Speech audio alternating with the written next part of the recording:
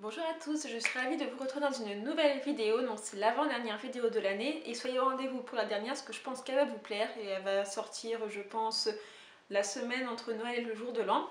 Mais aujourd'hui je vous retrouve pour un update lecture, donc c'est le dernier de l'année. Le prochain en fait sera sur mes romans que j'ai lus pour le Cold Winter Challenge, puisque si vous avez vu ma dernière vidéo lecture, je participais à ce challenge, donc le prochain update sera sur ces romans. Mais aujourd'hui je me consacre sur 4 livres qui n'ont rien à voir avec le challenge et c'est 4 lectures plutôt différentes, donc eh bien c'est parti. Donc le premier roman que j'ai à vous présenter, c'est La maison d'à côté de Lisa Garner. En fait j'ai envie de retourner un petit peu plus dans du policier ou dans du thriller et j'ai commencé par celui-ci. Alors je sais pas si c'était vraiment une très bonne idée. En fait c'est le bandeau recommandé par le magazine Elle qui m'a attirée. Et bien que j'ai vraiment beaucoup aimé l'histoire, la fin m'a un petit peu déçue. Donc en fait pour le résumer, c'est une mère de famille qui disparaît du jour au lendemain. Donc le mari est forcément le premier suspect de l'enquête, mais les voisins en fait tout autour ont aussi un passé un petit peu lourd qui peut être en lien avec la disparition de la jeune femme. Et en fait l'élément clé c'est la petite fille qui était là en fait le jour de la disparition de sa maman. Sauf qu'il y a toute l'enquête qui se met en place et à la fin, sans vous spoiler, la fin j'ai été un peu déçue puisque pendant tout mon roman, en fait, j'ai eu plein de suppositions. Je me dis, ah ouais, mais lui, ça peut être le suspect. Ah non, mais non, peut-être lui, mais non, le père, il est pas comme ça. Machin, lui, ça peut être lui, etc. Et en fait, à la fin, tout a été bouleversé. Toutes mes suppositions, toutes mes suspicions ont été balayées. Ça peut être bien d'un côté, mais vu la fin que c'était, j'ai pas trop apprécié. Donc, bien que tout le roman, j'ai vraiment beaucoup aimé, j'étais à fond dans l'histoire, la fin, c'est un petit peu tout chamboulé mon avis sur ce livre. Donc je dirais pas que j'ai passé un mauvais moment parce que c'est pas le cas, mais comme quoi la fin c'est quand même vachement important. Après tout ce qui est psychologie de l'enfance, etc., je trouve que c'était vraiment bien apporté parce que comme c'est la petite fille qui est l'élément clé de l'histoire, mais sinon le reste, voilà, j'étais un petit peu déçue et la fin en fait, à cause de la fin en fait. Ensuite le deuxième roman que j'ai lu c'est Le souffle de Midas de Alison Germain. Donc en fait c'est un pseudonyme ou son réel nom, je ne sais pas, pour la chaîne, la booktubeuse Lily Bookin. Donc c'est publié aux éditions du Chat Noir.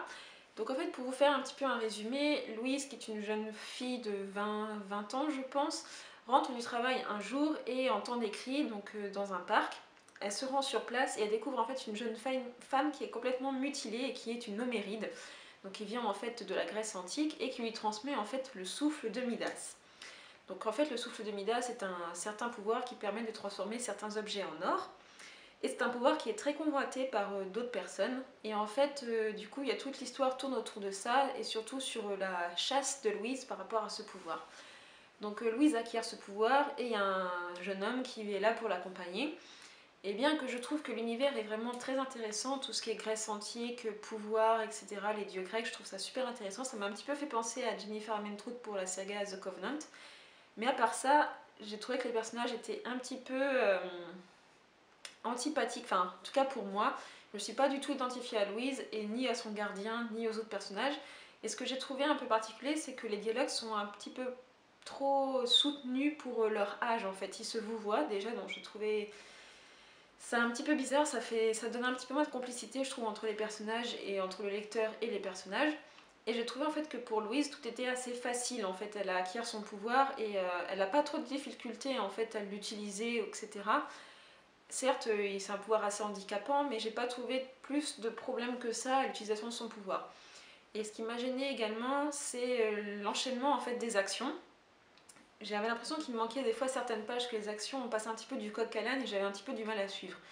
Sinon, ce que j'ai trouvé très sympa et ce qui est un peu étonnant en fait, c'est que l'histoire se passe dans en Cornouailles, dans le sud de l'Angleterre, alors que l'auteure est française et j'ai trouvé ça plutôt original. En fait ça me donne vachement envie de découvrir la Cornouaille du coup parce que les lieux sont vachement bien décrits et il y a toute une atmosphère autour que j'ai trouvé très sympa. Mais voilà, je pense pas que je lirai la suite parce que ça m'a pas assez percuté, je me suis pas assez attachée au personnage et bien que l'univers soit très intéressant, pour moi, avec moi ça ne l'a pas fait. Le roman suivant, en fait, j'avais envie d'un petit peu de quelque chose d'un peu plus léger dans une période un petit peu chaotique on va dire. Et je me suis tournée vers la romance et je ne savais pas trop quoi choisir et en fait je sais que Francesca du blog Le Monde de Francesca est une fan de romance et il me semble qu'elle avait beaucoup aimé ce roman-ci donc du coup je me suis lancée. Donc je me suis lancée dans Archer Voice de Mia Sheridan qui apparemment est une auteure de valeur assez sûre. Donc en fait l'histoire c'est une jeune fille qui s'appelle Brie qui quitte en fait sa ville natale parce qu'elle a eu... il s'est passé quelque chose en fait dans sa ville natale, donc elle a envie de partir et de prendre du recul. Et elle atterrit dans une petite ville. Et elle tombe nez à nez avec Archer Hale, qui est un grand barbu, un jeune homme assez imposant, mais qui au premier abord ne lui parle pas, ni rien du tout. Enfin, il semble d'ailleurs plus antipathique qu'autre chose. Et en fait, du coup, ce garçon l'interpelle, donc elle se renseigne un petit peu. Et en fait, on lui dit que Archer Hale est sourd. Et comme de par hasard, Brie a appris le langage des signes. Donc ça, c'est un aspect de l'histoire que j'ai vraiment beaucoup aimé. C'est la communication en fait, entre les personnages. Donc nous, en fait, on lit quelque chose et on sent en fait qu'ils arrivent à communiquer en langage des signes. Enfin, je sais pas comment l'expliquer, mais j'ai trouvé ça super bien. Et ce que j'ai bien aimé aussi, c'est que pour une fois, c'est pas forcément la fille qui est une victime de son passé. Le garçon aussi a des problèmes et en fait ensemble dans leur relation ils vont réussir à s'élever tous les deux et à résoudre leurs problèmes et à aller de l'avant. Donc ça j'ai vraiment beaucoup aimé.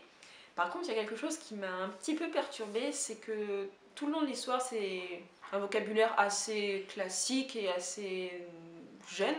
Par contre dans les scènes de sexe j'ai trouvé ça super vulgaire. Enfin il y a certains passages où je me suis dit d'accord, ça révèle une personnalité que je pensais pas de la part des personnages, mais bon, pourquoi pas.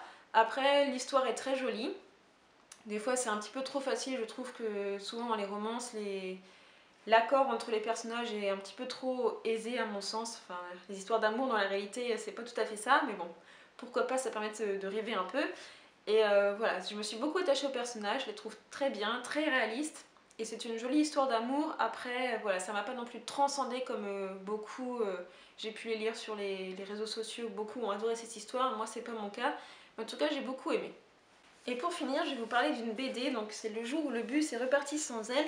Donc en fait, c'est une BD que j'avais vue chez Marine sur le blog Winter's Reading. Et du coup, je me suis dit, bah pourquoi pas. Donc déjà, les dessins sont très jolis. Donc voilà, c'est des dessins assez simples, je trouve. Et donc en fait, c'est une jeune femme qui est un petit peu perdue dans sa vie, qui a besoin de faire une pause. Et elle pratique le yoga et elle va suivre en fait un groupe dans un séminaire de yoga. Il s'arrête dans une auberge et en fait le bus repart sans elle. Donc là, elle se dit, est-ce que c'est un coup du sort? Est-ce que c'est une opportunité? Enfin, il m'arrive tout le temps des conneries du genre. Et en fait, la personne qui tient l'auberge va lui montrer que des fois, la vie n'a pas forcément les tournures qu'on attendait, mais qu'on peut saisir en fait ces opportunités que la vie nous offre pour changer en fait notre destin. Donc voilà, je trouve que c'est une BD assez healthy, très dans la tendance manger sain, bien-être, yoga, etc. Mais voilà, je trouve que ça permet de faire une pause en fait dans nos vies qui sont assez chargées, je trouve. Donc voilà, c'est très sympa. En plus, je trouve que c'est une BD qui se passe quand il fait beau. Voilà, au milieu de la campagne, donc c'est très sympa. Donc j'ai hâte de lire le tome 2, c'est le jour où elle a pris son envol pour voir comment cette jeune fille a pu profiter de cette opportunité. Donc voilà, cette vidéo est à présent terminée, j'espère qu'elle vous aura plu. N'hésitez pas à me dire en commentaire si vous aussi vous avez lu ces romans que je vous ai présentés et qu'est-ce que vous en avez pensé. En attendant, je vous fais plein de gros bisous et je vous donne rendez-vous très bientôt dans une prochaine vidéo qui j'espère vous plaira. De très bonnes fêtes de fin d'année. Ciao!